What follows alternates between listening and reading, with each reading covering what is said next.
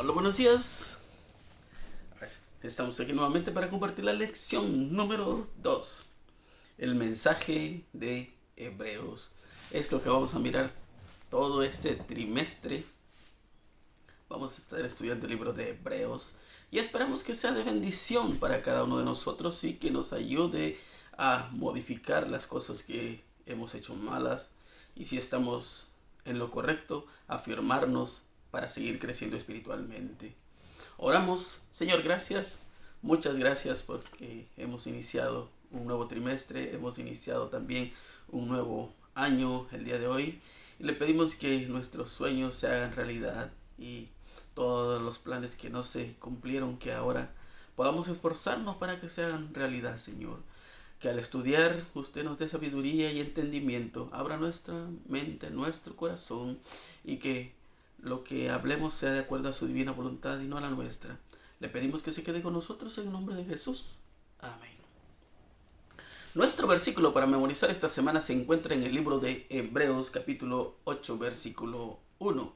Ahora bien, el punto principal de lo que venimos diciendo es que tenemos tal sumo sacerdote, el cual se sentó a la diestra del trono de la majestad en los cielos. Es algo interesante esta pequeña ilustración.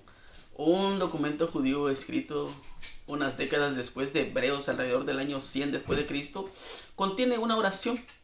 Todo esto he hablado delante de ti, oh Señor, porque dijiste que fue por nosotros que creaste este mundo. Y ahora, oh Señor, he aquí estas naciones, que son consideradas como nada, nos dominan y nos devoran.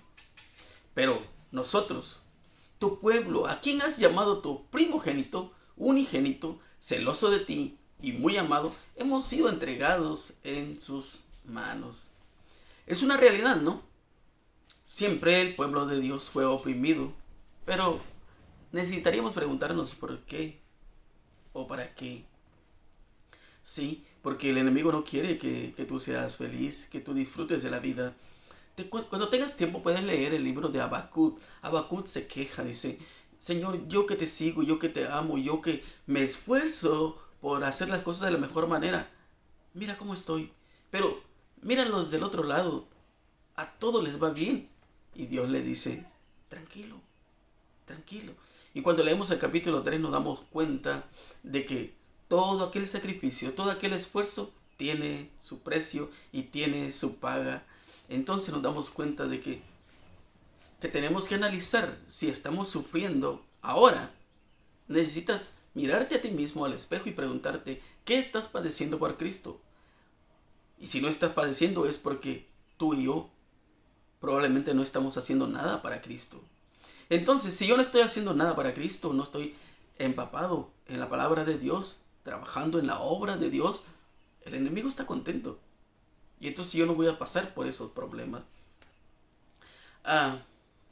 Es algo interesante de que nosotros tenemos que mirar cómo es la vida cristiana, vivir la vida cristiana. A pesar de que haya aflicciones, que haya problemas, tú sabes y tienes que creer por fe que Dios está a tu lado. Sabes, ahí en Génesis 32, 26 encontramos la historia de Jacob cuando él pelea. Es por eso que te voy a leer este pequeño párrafo. Dice: las mayores victorias ganadas para la causa son las que se obtienen en la sala de audiencia de Dios, cuando la fe sincera y agonizante se apoya en el poderoso brazo. Cuando Jacob se vio postrado y en una condición desesperada, vertió sinceramente su alma agonizante en Dios. El ángel de Dios suplicó que lo dejara ir, pero Jacob no soltó su presa. El hombre abatido que sufría dolor corporal presentó su sincera súplica con la certeza que imparte la fe viva. No te dejaré, dijo, si no me bendices. Sabes que no era fácil para Jacob. No era fácil lo que había vivido durante 21 años. En esa soledad, sin sus padres, no vio a su madre, no miraba a su hermana y ahora a su hermano. Y ahora que iba a ese encuentro, a esa tierra prometida, tenía miedo. Muchas de las veces tenemos miedo y es normal tener miedo. Probablemente que tienes miedo caer y no poder levantarte y no llegar a tiempo. Así como tienes miedo a perder un vuelo, perder algo así. Pero cuando hablamos de la vida eterna es diferente. Y tener miedo perderte sería algo horrible, ¿no? Algo difícil de creer de que tú pudieras perderte, que yo pudiera perderme cuando tengo esa salvación, esa oportunidad de ser salvo. Entonces Jacob lo que él hace es, se aferra. Y lo miramos ahí en Génesis 32, 20. Y llamó Jacob, 32:30, y llamó Jacob el nombre de aquel lugar Peniel, porque dijo, vi a Dios cara a cara y fue librada mi alma. No podemos desmayar ante la adversidad. Debemos esforzarnos hasta ver lo que Dios quiere de nosotros y qué es lo que Él hará de nosotros. Él nos ha prometido tantísimas cosas y Él cumple. 100% seguro que Él cumple. Aunque nosotros fallamos, Él nos da esa oportunidad. Jesús es nuestro Rey y lo podemos mirar. Vamos a leer algunos versículos. San Juan 12:31. Ahora es el juicio en este mundo. Ahora el príncipe de este mundo será echado fuera. Y no hablaré ya mucho con vosotros porque viene el príncipe de este mundo y él nada tiene en mí. San Juan 14:30. Y en San Juan 16:11. Y de juicio por cuanto el príncipe de este mundo ha sido ya juzgado. Es interesante de que Dios, sí, Jesús, ellos crearon este mundo para el ser humano. Y si ellos lo crearon, es de ellos. Y le dio el derecho a Adán de administrar. Pero él desafortunadamente perdió la batalla. Y en Colosenses 2:13, 14 y 15. Y a vosotros estando muertos en pecados y en la circuncisión de vuestra carne, os dio vida juntamente con él, perdonados todos los pecados, anulando el acta de los decretos que había contra nosotros que nos era contraria, quitándola de en medio y clavándola en la cruz, y despojando a los principados y a las potestades, los exhibió públicamente, triunfando sobre ellos en la cruz. Una palabra que para muchas personas no tiene ningún significado, pero para muchos sí. La cruz de Jesús. Algunos andan cargando una cruz cuando no deberían de cargarla, porque Jesús ya la cargó, una cruz de madera. Pero Jesús al morir en esa cruz, Él pagó tu deuda, pagó mi deuda. Y ya no hay razón para que sacrificio de animales, porque murió ese cordero sin mancha, sin ningún defecto. ¿Sabe qué? Cuando miramos en Hebreos 1, del 5 al 14, en el versículo 1, dice, en primer lugar, Dios adopta a Jesús como su Hijo. En segundo lugar, Dios presenta al Hijo ante la corte celestial que lo adore. Es en Hebreos 1, 6 y 8. Mientras el Señor proclama el gobierno eterno del Hijo, en Hebreos 1, 8 al 12. En tercer lugar, Dios entroniza al Hijo, el otorgamiento del poder, en Hebreos 13, 14. Nos damos cuenta de que esto es sinceramente interesante, el decir de que como Jesús se hizo un ser humano para venir a morir, vivir y morir en esta tierra para mostrarnos todo lo que Él es, y Dios lo enaltece. Miramos en 2 de Samuel. Ahora pues dirás así a mi siervo David, así ha dicho Jehová de los ejércitos, yo te tomé del redil detrás de las ovejas para que fueses príncipe sobre mi pueblo Israel, y he estado contigo en todo cuanto has andado, y delante de ti he destruido a todos tus enemigos, y te he dado nombre grande con el nombre de los grandes que hay en la tierra. Además, yo fijaré lugar a mi pueblo Israel y lo plantaré para que habite en su lugar y nunca más sea removido, ni los inicuos le aflijan más como al principio, desde el día en que puse jueces sobre mi pueblo Israel, y a ti te daré descanso de todos tus enemigos. Asimismo Jehová te hace saber que Él te hará casa, y cuando tus días sean cumplidos y duermas con tus padres, yo levantaré después de ti a uno de tu linaje, el cual procederá de tus entrañas, y afirmaré tu reino, y edificará casa a mi nombre, y yo afirmaré para siempre el trono de su reino, y le seré a él padre, y él me será a mi hijo. Y le hiciere mal, yo le castigaré con vara de hombre y con azote de hijos de hombre, pero mi misericordia no se apartará de él como la parte de Saúl, el cual quité delante de ti, y será afirmada tu casa y tu reino para siempre delante de tu trono, y tu trono será estable eternamente.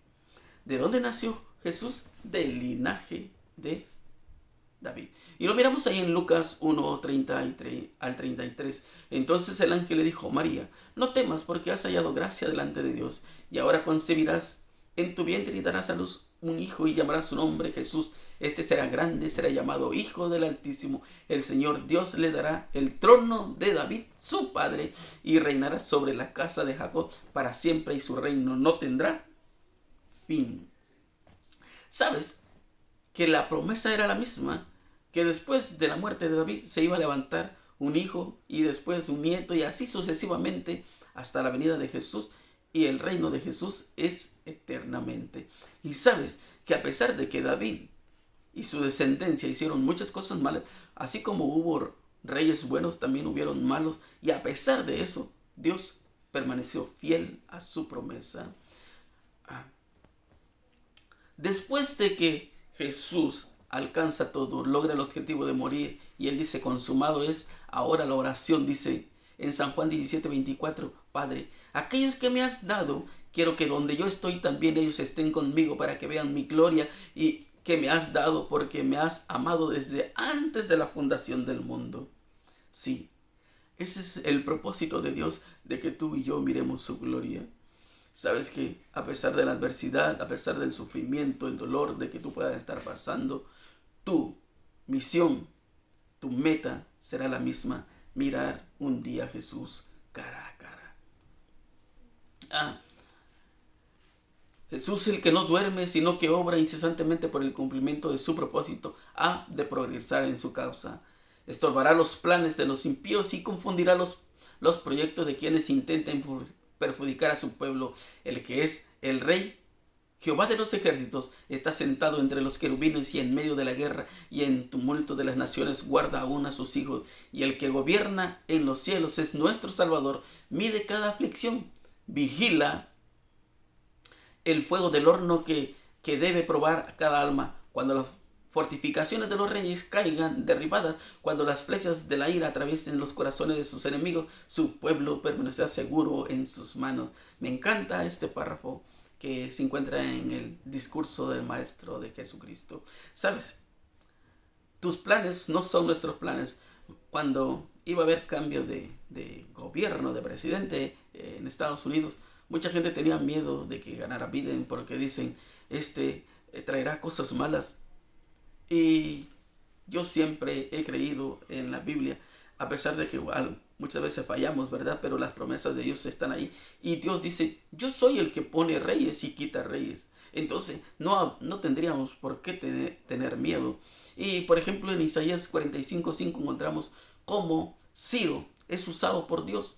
Alguien que no tenía ningún interés en conocer a Dios, pero Dios toca su corazón y él hace una obra extraordinaria para el pueblo de Dios. Así que tus planes no son mis planes, y los planes de Dios no son los nuestros, porque Él sabe qué es bueno para cada uno de nosotros.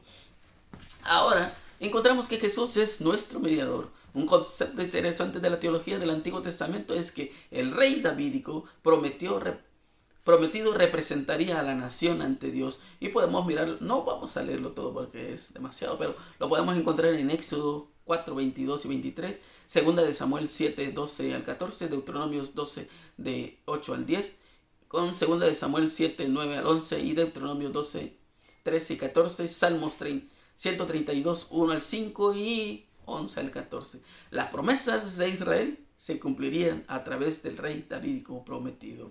Sí, Israel era el hijo de Dios, y Dios le daría un lugar donde descansar de sus enemigos. Lo mismo hace con nosotros. A pesar, cuando nosotros miramos ahí en Josué capítulo 7, miramos que a pesar de que podamos fallar como Acán, que Dios le dice en el capítulo 6, versículo 18, que no tomen nada ahí porque es anatema, pero a pesar de que ellos fallan, Dios está ahí. Pero ahora, tú no puedes ganar las batallas cuando hay anatema, cuando hay cosas malas en tu vida, en la iglesia, en tu familia. No puedes ganar la batalla. Entonces, Josué manda solamente un poco. Dice, ¿para qué vas a mandar muchos si los de Jai no son muchos? Y ahora ellos son derrotados. ¿Por qué? Porque no obedecieron. Y nosotros cuando no obedecemos, Dios no puede obrar, porque Dios es un Dios de orden, un Dios justo. Y entonces quiere mirar que nosotros también hagamos lo mismo, que hagamos nuestra parte. Dice, piensa cuántas veces has sido infiel a tu parte del pacto. Dios hace su pacto y él no es infiel, Él no falla. Pero ahora yo te pregunto a ti, ¿cuántas veces le has fallado a Dios? ¿Cuánto debemos confiar solo en Jesús para la salvación? ¿Sabes? Que Jesús se cumplió todo lo que Él decía. Podemos mirar que José y María llevaron a Jerusalén. ¿Para qué? Para ofrecer sus sacrificios. Él fue circuncidado. Él hizo todo conforme a la ley. Y en Hebreos 6:20, donde Jesús entró por nosotros como precursor, hecho sumo sacerdote para siempre según el orden de Melquisedec. Y también es interesante eso, como el sacerdote podía ofrecer sacrificio, pero no podía quitarnos los pecados, no podía limpiarnos. El sacerdote que ofrecía sacrificio ahí en el templo no iba a morir por ti, solo era un instrumento usado. Sí, era un símbolo de Jesús. Y podemos mirar también, Jesús es nuestro defensor. Vamos a leer allí en Primera de Samuel, capítulo 8, versículos 19 y 20. Pero el pueblo no quiso oír la voz de Samuel y dijo, no, sino que habrá rey sobre nosotros, y nosotros seremos también como todas las naciones, y nuestro rey nos gobernará y saldrá delante de nosotros y hará nuestras guerras. ¿Sabes qué quería Dios? Que el pueblo confiara solamente en Él. Desde la salida del pueblo de Israel de Egipto, ellos pudieron darse cuenta que era Dios el que ganaba las batallas, era Dios el que peleaba. Y por eso ellos habían llegado hasta donde estaban. Es por eso que Dios los llevó por ese desierto, para que se dieran cuenta, que llegaran a creer quién era realmente Dios. Pero ahora aquí ellos están diciendo, queremos ser como los otros. Queremos ser como las otras naciones. Y sabes que ese es un problema grande, que hoy en día sucede en las iglesias. Sí, queremos meter este poquito del mundo a la iglesia para que los hermanos se sientan bien. No, Señor. Necesitamos confiar en Dios, confiar en su promesa. No podemos decir un poquito aquí y un poquito acá del mundo y un poquito de Dios. No, tienes que decidir si amas a Dios o amas al mundo. Desafortunadamente, la iglesia se ha ido corrompiendo, porque nosotros lo hemos permitido. Pero cuando tú eres hijo de Dios y crees en la promesa, no vas a permitir que eso pase. Pero tampoco hay otro punto que también a veces podemos irnos al extremo y decir, no, aquí, allá. No, tampoco. Hay que tener cuidado con eso, porque el pueblo de Israel no tuvo cuidado con sus palabras y ellos tuvieron que sufrir la consecuencia. Y en Hebreos capítulo 2, versículo 14, 15 y 16 leemos, así que por cuanto los hijos participaron de la carne y sangre, él también participó de lo mismo, para destruir por medio de la muerte al que tenía el imperio de la muerte, esto es, el diablo, y libra a todos los que por el temor de la muerte estaban durante toda su vida sujetos a servidumbre, porque ciertamente no socorrió a los ángeles, sino que socorrió a la descendencia de Abraham. Él cumplió su promesa. Es interesante saber todo lo que Dios hace por cada uno de nosotros. En Isaías 42:13, Jehová saldrá como gigante y como hombre de guerra, despertará celo, gritará, vocerá y se esforzará sobre sus enemigos. Miramos todo lo que Dios hacía. Ciertamente, en Isaías 49:25 dice, pero así dice Jehová, ciertamente el cautivo será rescatado del valiente y el botín será arrebatado del tirano, y tu pleito yo lo defenderé y yo salvaré a tus hijos. Dios no quiere salvarte solo a ti, sino también a toda tu descendencia. Es por eso que allí en Efesios capítulo 6 podemos encontrar todas las herramientas de las cuales nosotros tenemos acceso. Leer la Biblia, orar, testificar, creer, saber que tenemos fe. Ese es nuestro escudo y tenemos que aferrarnos a eso. Pero cuando nosotros dejamos de leer, dejamos de orar, dejamos de estudiar, hay problemas en nuestra vida.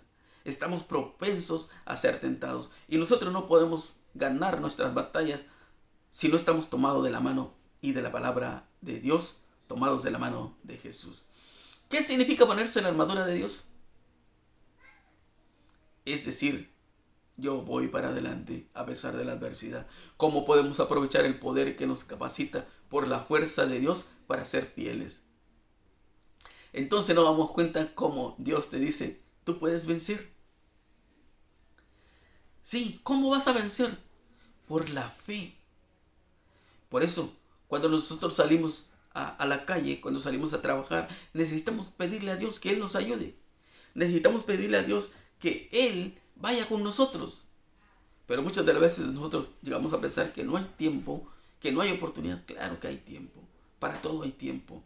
Solamente que muchas de las veces nosotros no queremos sacrificar nada. No queremos tomar ese tiempo que necesitamos para estar con nuestro Dios. Y cuando venga la tentación, poder salir victorioso. Leemos allí en Salmos 110:4. Jehová juró y no se arrepentirá. Tú eres sacerdote para siempre según el orden de Melquisedec. Jesús es nuestro sumo sacerdote. Y lo podemos mirar también allí en Hebreos capítulo 5, versículos 5 y 6. Así tampoco Cristo se glorificó a sí mismo haciéndose sumo sacerdote, sino el que le dijo, tú eres mi hijo, yo te he engendrado hoy. Como también dice en otro lugar, tú eres sacerdote para siempre según el orden de Melquisedec. ¿Sabes? Cuando Jesús fue bautizado, se abrió el cielo, se escuchó una voz. Y él dijo, Él es mi hijo amado. Cuando estaban en el monte de la transfiguración, ahí estaba Pedro, estaba Juan, estaba Santiago, y ellos escucharon la voz que dijo, Él es mi hijo amado. Sí, no había ninguna duda. ¿Por qué? Porque habían escuchado la voz de Dios. Y en Malaquías, no vamos a leer Levítico, vamos a leer Malaquías 2:7. Porque los labios del sacerdote han de guardar la sabiduría y de su boca el pueblo buscará la ley, porque mensajero es de Jehová de los ejércitos.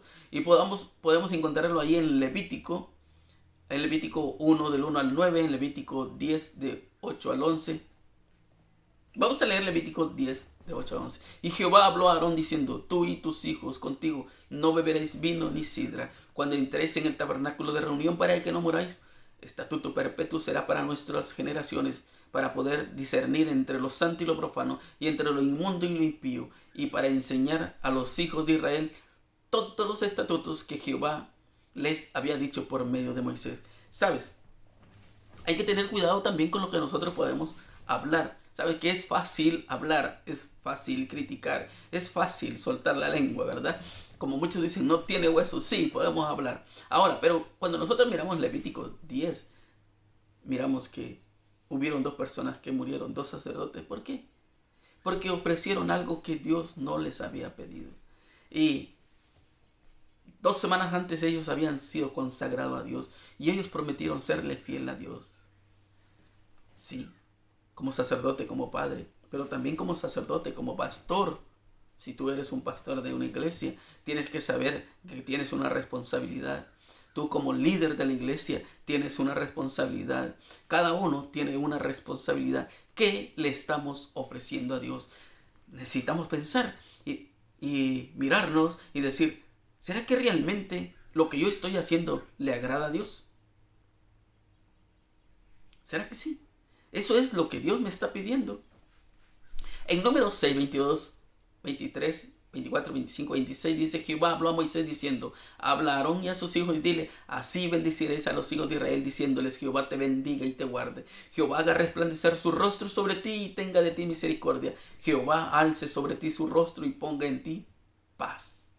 esa oración eficaz, sincera, que tenía que salir del sacerdote. Eso es lo que Dios quiere, que tú seas bendecido. Dios quiere cuidarte. Dios quiere que tú resplandezcas su rostro. Pero desafortunadamente nosotros no queremos eso porque, oh no, dejar el mundo es difícil, complicado. Y podemos argumentar un montón de cosas.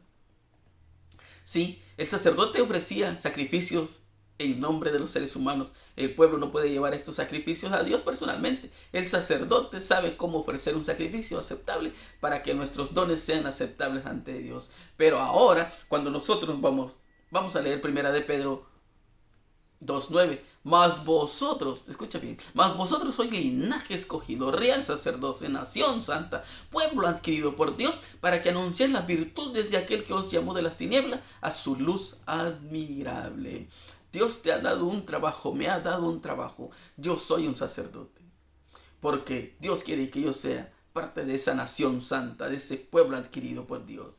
Y que también el trabajo que necesito hacer es anunciar las virtudes de aquel que nos llamó de las tinieblas a su luz admirable. Eso es todo. Cuando tú y yo llegamos a entender eso, mi hermano, será otra cosa.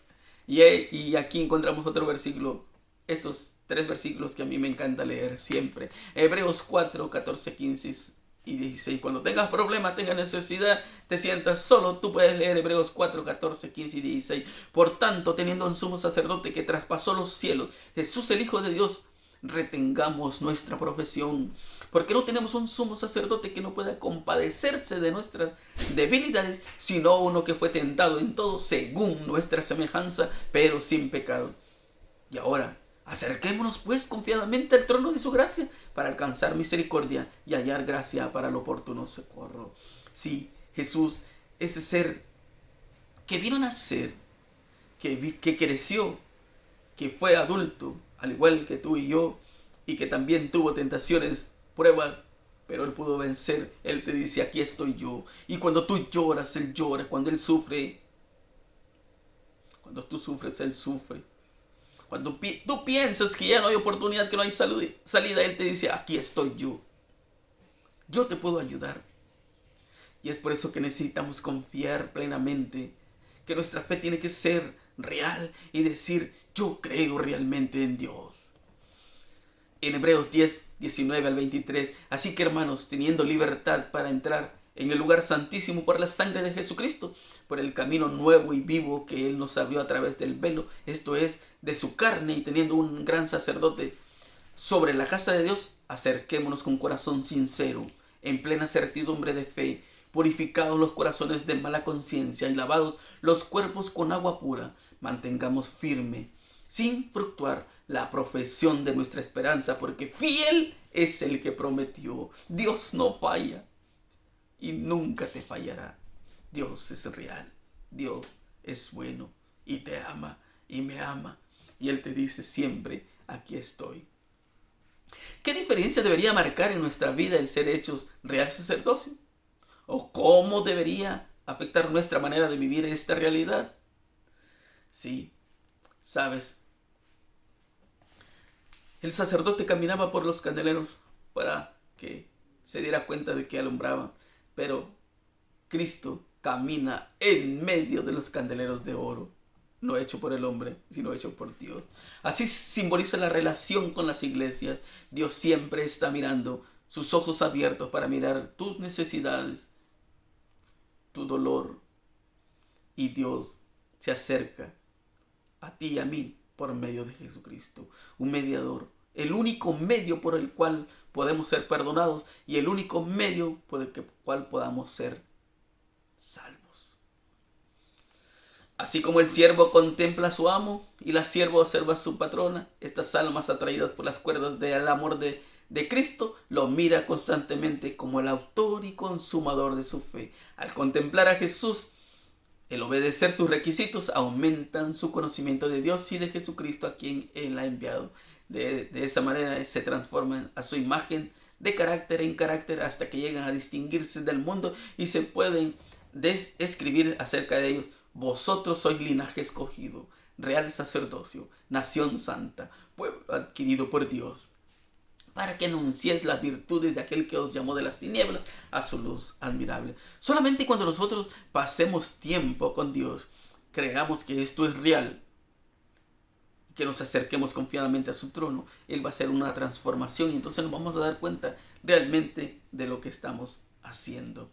También tenemos como Jesús es un mediador, es de un mejor pacto. Lo encontramos en Hebreos 8, capítulo 9 y capítulo 10. Vamos a leer Hebreos 8, 5, que es nuestro versículo, ¿verdad?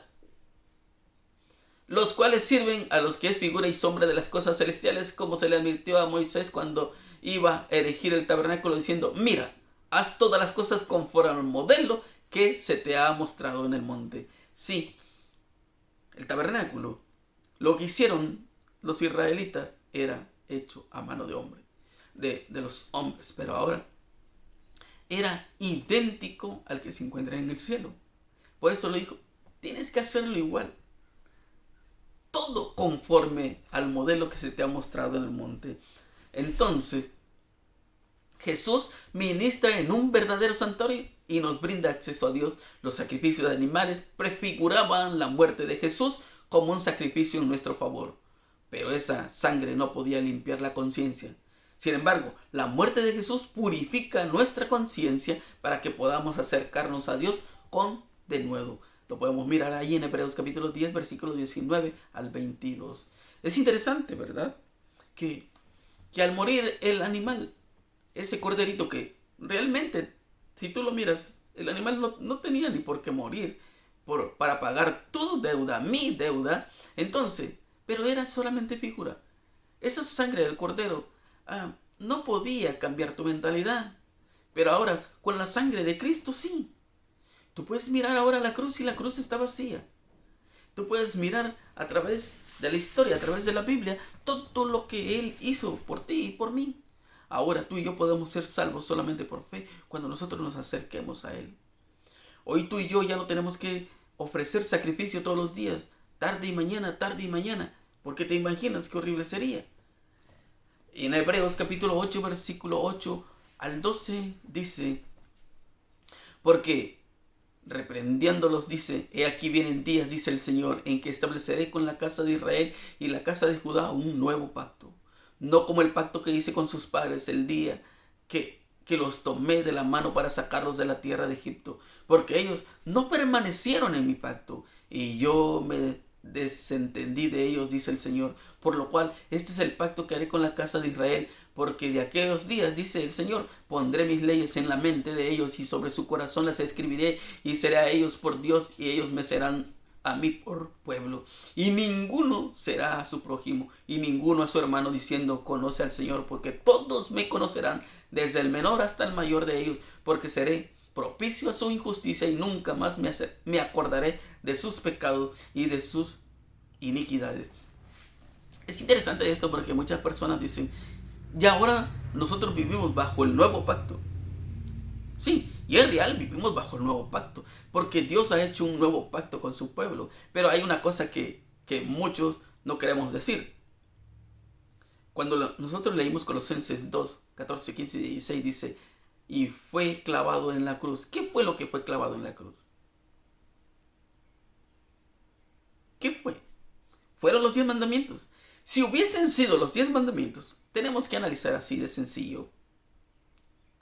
¿Estuviera diciendo Pablo que Dios va a escribir la ley en nuestra mente y en nuestro corazón?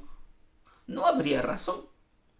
Y tú, por lógica, tendrías que saber que robar es malo, matar es malo, es pecado, ¿no? Entonces, si eso es pecado, la ley no ha sido clavada en la cruz. ¿Qué fue lo que fue clavado en la cruz? O sea, la muerte de los corderos ya no iba a existir más porque el cordero había muerto y ese era representado por Jesús. La ley del sacrificio.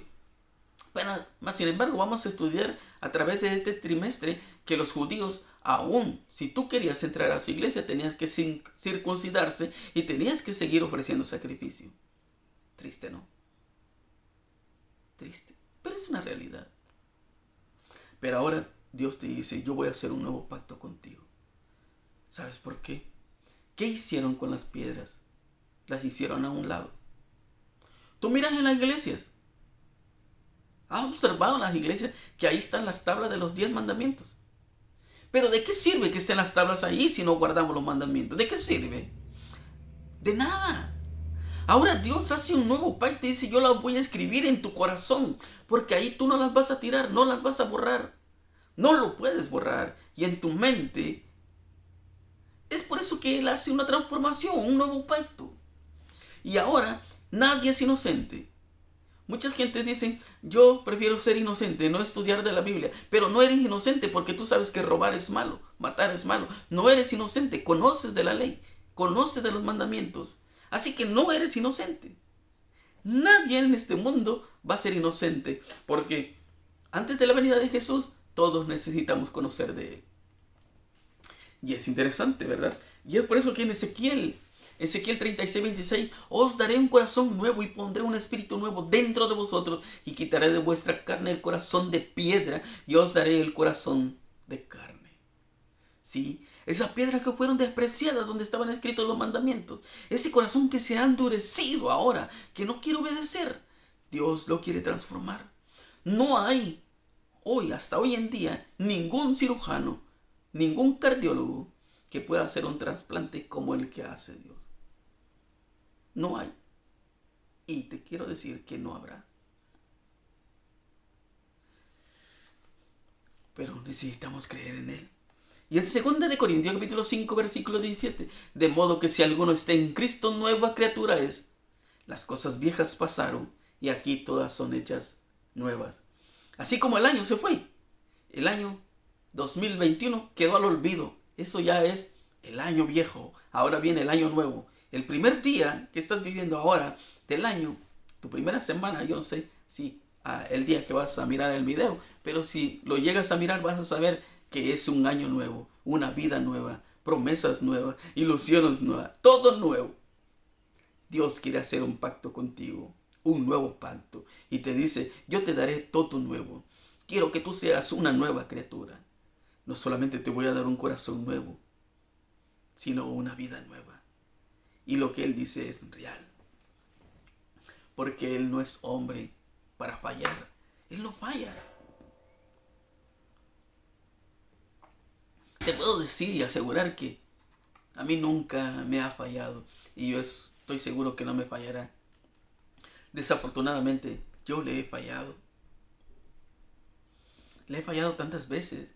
Y cuando analizamos que hemos fallado a Dios y vamos a Él confiado en que Él nos perdona, Él nos da esa nueva oportunidad para transformarnos. Cristo era el fundamento y la vida del templo. Sus servicios eran típicos del sacerdote, del Hijo de Dios. El sacerdocio había sido establecido para representar el carácter y la obra mediadora de Cristo.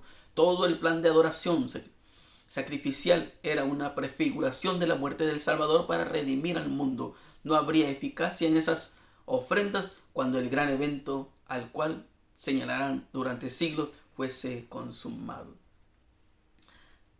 Ese sacrificio representaba a Cristo. Es como nosotros, las fechas que pasó, la Navidad, vamos a hablar un poquito, ¿verdad? La Navidad. Muchas personas, vamos a decir, celebraron la Navidad, pero no representaba nada, porque no te llevaba a nada.